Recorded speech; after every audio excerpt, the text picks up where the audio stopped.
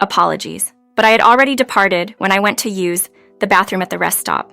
During that time, I received a phone call from Walter, and it puzzled me why he would call at such an unusual moment. When I answered, I was greeted by the sound of Walter and his in-laws laughing loudly. Confused, I asked what was happening. Walter's response was shocking. He cheerfully told me they had decided to have a fun family outing without me, suggesting I might as well go back home and do some cleaning. I had been eagerly anticipating this trip, especially since it had been a while since our last adventure. Despite my hesitations about going on a trip with his family, I was looking forward to staying at a luxurious inn. The idea that he would leave me by myself at a rest stop was incredibly upsetting. Standing alone in the restroom, I felt a mix of anger and betrayal shaking through me. Yet, I managed to respond calmly, saying okay, even though inside, I felt this was unforgivable. Today was particularly special. It was both our wedding anniversary and my birthday. We had planned this trip to celebrate these occasions. My name is Cheryl Francis, a 35-year-old who stays at home, living a quiet life with my husband, Walter. Today marks 2 years since we got married, on my birthday. Walter has always been a romantic at heart, making a big deal out of anniversaries and birthdays, a tradition stemming from his childhood where his birthdays were celebrated with extravagant dinners, trips overseas, or even cruises. It seems those grand celebrations left a lasting impression on him, driving him to mark special occasions with similar enthusiasm. Walter comes from a wealthy family. His father is the CEO of Crown Securities, and his mother enjoys the luxuries that come with their status. Walter, being the future head of the company, sometimes appears a bit spoiled. However, I chose to marry him because I felt cherished by him. We met through a matchmaking service, a place where men of Walter's financial standing were highly sought after. I almost didn't approach him, fearing rejection, but it turned out I was exactly his type. Our connection wasn't based on financial interests. Marrying for love was a dream come true for me. Starting our married life, we moved into a modest 3-bedroom apartment in the city. Walter had wanted a larger place, but I felt a smaller apartment was more fitting for just the two of us, especially since we could always move later. Despite the expensive city rent of $2,500, I was concerned about the financial burden. Walter reassured me, saying his father would take care of it. His reliance on his family's wealth for financial support bothered me. But when his salary unexpectedly increased by $700, I was thankful for the relief it brought. Walter's casual mention of having dinner with his parents as if it were an ordinary family gathering caught me off guard. I hadn't expected our life together to involve him maintaining such a causal relationship with his family, almost as if our marriage hadn't changed his routines. This unexpected turn of events, being left at a rest stop on such a significant day, made me realize the complexities and challenges of blending our lives together, especially with the shadow of his family's wealth and traditions looming over us. As he prepared to leave, he mentioned casually that he was heading out for dinner since it was Friday. This was news to me. Walter usually informed me about his plans, especially when they involved dining with his in-laws. As his spouse, I expected to be included, not out of desire for a free meal, but to foster a good relationship with his family. This unexpected plan left me puzzled and worried about the dynamics of our marriage, marking a turning point where I began to sense something was amiss. Following that dinner, Walter's visits to his parents' house became more frequent, citing reasons like a cousin's birthday or his mother needing him. Being new to Mariage, I initially accepted these explanations as normal. However, my perspective shifted after a conversation with a friend who had been married longer. She was shocked to hear how often Walter went home without me, questioning if this was typical behavior. Her surprise made me realize that my acceptance of Walter's actions might not be as normal as I thought, leaving me feeling embarrassed and questioning. My friend suggested that Walter's behavior was immature, especially for someone his age and in his position. This reflection hit home, making me regret not seeing this side of him before we got married. Returning home from dinner with these thoughts heavy on my mind, I was greeted by my mother-in-law in our living room, with Walter nowhere in sight. She mentioned that their dinner plans were canceled and seemed surprised I wasn't aware, pointing out a message from Walter I had missed due to my commute. Her next comments were a sharp jab at my upbringing, attributing my supposed oversight to being raised in a single-parent household. This criticism deeply hurt, as my mother had worked tirelessly to provide for me after my father's passing. I defended my situation, pointing out that my upbringing had nothing to do with missing a message. Yet, she brushed aside my response and criticized the size of our home, suggesting it was too small. In that moment, The differences in our backgrounds and values became starkly apparent, adding another layer of complexity to my marriage with Walter and our interactions with his family. Feeling sympathy for Walter due to our cramped living situation became a recurrent theme, especially when my interactions with my in-laws, who often came across as patronizing due to their affluent background, continued to strain me. Their visits, which increased in frequency and were always unannounced, usually ended with critiques about the state of our home or its size. On several occasions, they even suggested, with a hint of sarcasm, that we should consider moving into their larger home. I was adamantly against this idea and rejected their offers each time. These conversations were always in Walter's absence, leaving him unaware of their demeaning comments. When I brought it up with him, his indifference and suggestion that living with his parents might not be such a bad idea left me feeling isolated in my frustrations. As our first wedding anniversary approached, coinciding with my birthday, Walter, slightly inebriated from an evening out, enthusiastically proposed celebrating in a grand manner, surpassing the previous year's celebration. He mentioned a family trip involving not just us, but his extended family to a luxury resort in Desert Hot Springs. The concept of a family trip for what was supposed to be a personal celebration of us puzzled me. Despite my reservations and the oddity of including his family in our personal celebrations, Walter's excitement and the mention of Desert Hot Springs did spark some curiosity. Though initially skeptical about spending our special occasions surrounded by his family, Walter's perspective that it was a rare opportunity for a vacation made me reconsider. Gradually, the idea began to appeal to me, and I found myself looking forward to the trip, determined not to let any potential negative comments from my in-laws dampen my spirits. Finally, the day of departure arrived. We met up with his family, who were already gathered and ready to leave. Upon our arrival, my mother-in-law quickly made a remark about our timing, hinting at the importance of the day. Despite her usual tendency to make snide comments, there was a recognition of the day's significance. It seemed that despite the challenges and the unconventional setup of celebrating with his entire family, there was an underlying acknowledgement of the day's personal importance to us. This acknowledgement made me feel a bit more at ease, ready to embrace the trip and the celebrations, hoping to find joy in the unique way we were marking our anniversary and my birthday. Realizing I was supposed to be the focal point of the day softened the sting of my mother-in-law's sharp comments.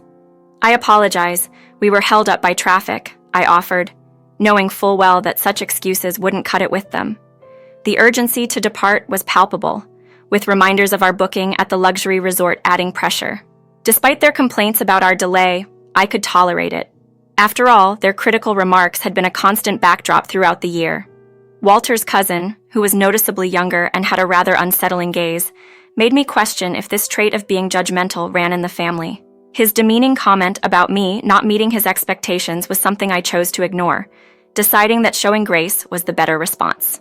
The anticipation for the resort, mentioned to be costing $1,100 per person, added a layer of shock and curiosity to my thoughts. Once we were on our way to Desert Hot Springs, a sense of adventure mixed with apprehension settled over me. The journey was supposed to take about 5 hours, and we planned a brief stop along the way.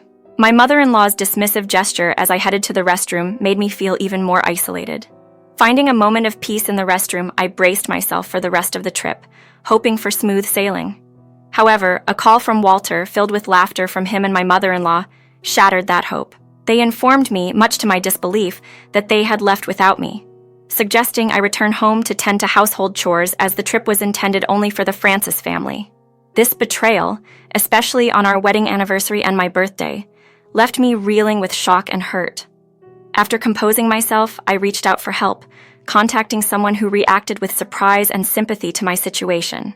They promised to come to my aid, and about an hour later, my uncle arrived to rescue me. Apologizing for the inconvenience, I was grateful for his understanding and support during such an unexpected and distressing turn of events.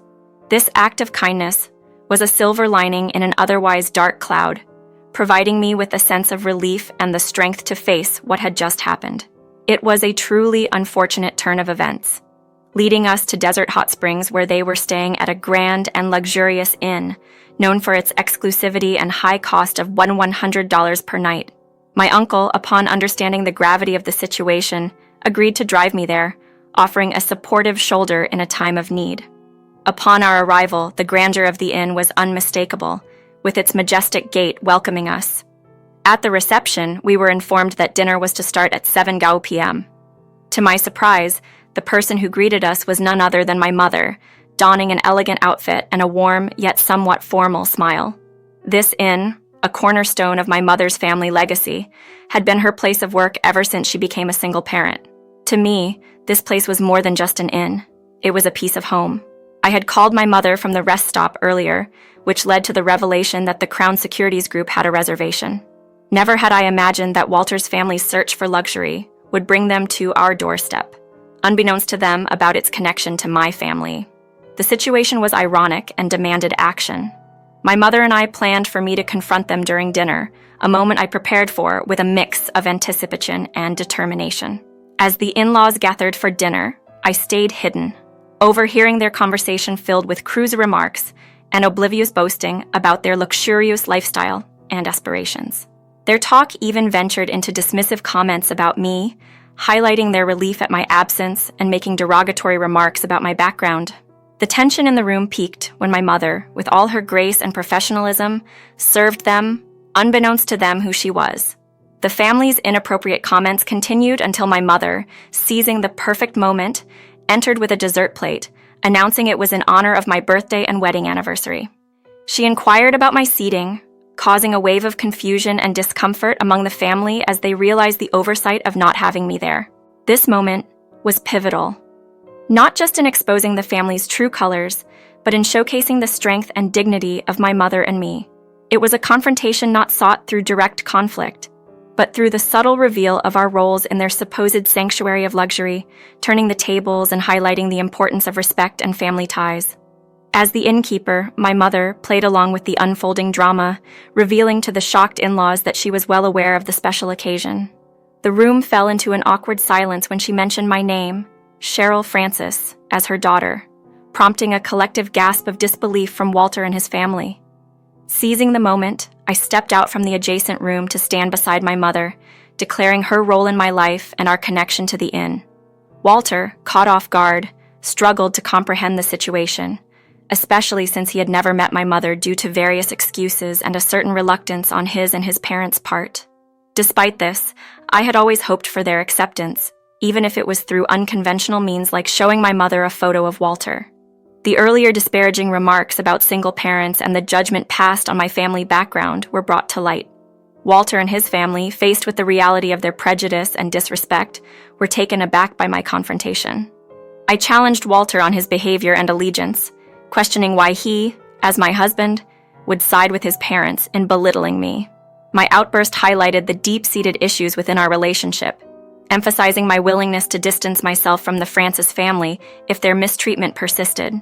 The in-laws' response, hinting at a bleak future for me without their support, was met with my unwavering resolve.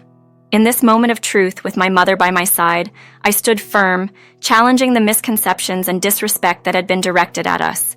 It was a turning point, asserting my independence and questioning the foundation of our marriage in the face of Walter and his family's apparent disregard for our dignity and worth. In a moment of clarity and defiance, I revealed to Walter and his family that I was expecting a child. This news, which I had discovered just last week and had only shared with my mother, took everyone by surprise. Walter's ignorance of the situation and his family's sudden shift in demeanor upon hearing the news highlighted their opportunistic nature. They tried to amend the situation, suggesting that my pregnancy somehow changed the dynamics of our relationship. However, their abrupt change of attitude only solidified my resolve. Fed up with their inconsistency and lack of genuine care, I declared my intention to end the marriage through legal means. I expressed my determination to live a fulfilling life with my child and my mother, away from the negativity and fickleness of Walter and his family. My departure from the room, marked by the echoing slam of the door, symbolized the end of my tolerance for their behavior. Despite their attempts to reconcile, including inundating me with calls and a letter from Walter expressing regret and a plea for reconciliation, I remained steadfast in my decision. The thought of Walter placing his parents' wishes above our child's well-being, as he had done with me, was unacceptable. I was resolute in my decision not to subject my child to such an environment.